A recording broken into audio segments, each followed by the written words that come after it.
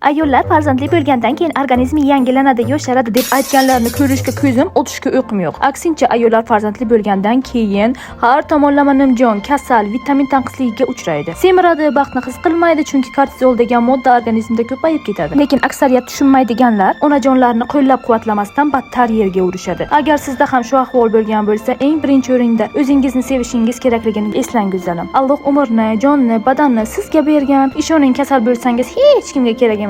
Mana men qizalog'imni dunyoga keltirgandan keyin qayta kasallandim, chunki vitamin tanqisligiga uchradim. Bore deb o'zimga vaqt ajratib eng ishonchli onlayn do'konlardan mening organizmimga kerakli bo'lgan vitaminlarni sotib oldim. Bu do'konda dunyo bo'ylab eng sifatli va eng asosiysi original vitamin va minerallar sotiladi. 100% ishonch, bepul konsultatsiya ham berishadi. O'zbekiston bo'ylab yetkazib berish xizmati ham mavjud. Bir oy davomida vitaminlarni ichib yanada go'zal, yanada energiyaga to'ldim. Bu hech qanaqa dori emas, vitamin va vitaminlar hozirgi ekologiya buzilgan davrda chaqaloqdan tortib 70 yoshgacha bo'lganlarga suv va havodek zarur. Vitalav Buxara onlayn magazinidan vitaminlarni sotib oling va menga rahmat deyish umuman shart emas. Asosiysi o'zingizni seving. Görüşürüz.